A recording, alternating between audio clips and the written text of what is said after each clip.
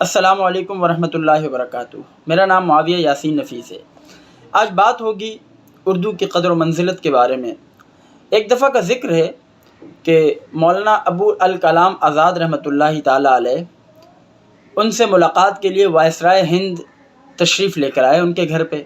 ان کے ساتھ ترجمان بھی آیا جو انگریزی کا ترجمہ کر کے مولانا آزاد رحمۃ اللہ علیہ کو مولانا کی گفتگو کا ترجمہ کر کے ان کو بتا رہا تھا اور ان کی گفتگو کا ترجمہ کر کے وائسرائے ہند کو بتا رہا تھا۔ ہوا کچھ یوں کہ ترجمان صاحب نے کچھ جملوں میں انگریزی کا ترجمہ غلط کیا، جس پر مولانا آزاد رحمۃ اللہ علیہ نے انہیں ٹوکا اور کہا کہ یہ جملہ ایسے نہیں ہے، ایسے کہا ہے۔ گفتگو کے اختتام پر وائسرائے ہند جب جانے لگے تو مولانا سے کہنے لگے کہ مولانا صاحب آپ کو تو اتنی اچھی انگریزی آتی ہے، تو آپ انگریزی میں گفتگو کیوں نہیں کرتے؟ تو مولانا آزاد رحمۃ اللہ علیہ نے اس زمانے میں ایک بڑا خوبصورت جواب دیا تھا۔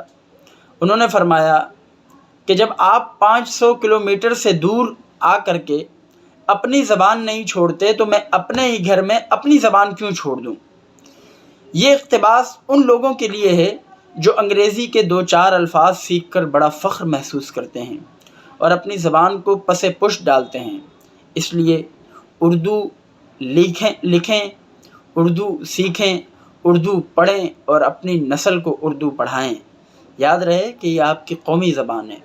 ہمارا المیہ یہ ہے کہ ہمارے ہاں ابھی ایک عجیب سا ایک جو لطیفہ کہہ لیں اس کو، کہ تھوڑے عرصہ پہلے غالباً کسی ادارے نے ایک اسٹیٹمنٹ دی اور اس میں اس کا جو موضوع تھا وہ یہ تھا کہ پاکستان کے اندر اردو چونکہ ہماری قومی زبان ہے، لہٰذا اس کے تمام تر جتنے بھی اس کے نوٹیفیکیشنز وغیرہ آتے ہیں، سرکاری مراسلے آتے ہیں، انہیں اردو کے اندر جو ہے وہ جاری کیا جائے۔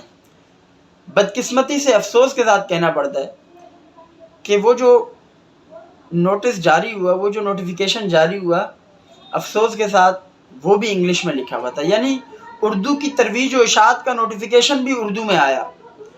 تو لہٰذا یہ ہماری قومی زبان ہے، ہمیں اپنی قومی زبان کے فروغ کے لیے اور اپنی قومی زبان کی ترویج و اشاعت کے لیے کردار ادا کرنا چاہیے۔ اپنے بچوں کو اپنی مادری زبان کے ساتھ ساتھ اردو لازمی سکھانی چاہیے، اور اس کے علاوہ ہمارے حکمرانوں کو بھی چاہیے کہ وہ جب باہر جائیں، باہر ممالک میں جائیں، تو کم از کم اپنی زبان میں بات کریں۔ میں حیران ہوتا ہوں UN کا جب میٹنگز وغیرہ دیکھتا ہوں تو اس میں کئی ممالک، بالخصوص ترکی کا ذکر کروں کہ ترکی کے جو صدر مملکت ہیں وہ ہمیشہ اپنی زبان کے اندر جو ہے وہ اپنا پیغام یا جو بھی انہوں نے کہنا ہوتا ہے وہ اپنی زبان کے اندر پڑھ کر سناتے ہیں۔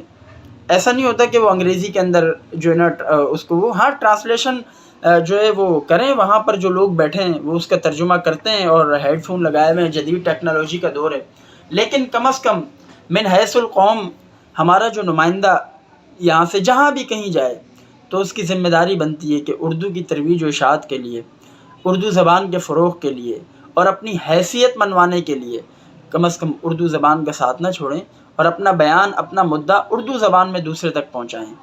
بہت بہت شکریہ۔ والسلام علیکم ورحمۃ اللہ وبرکاتہ۔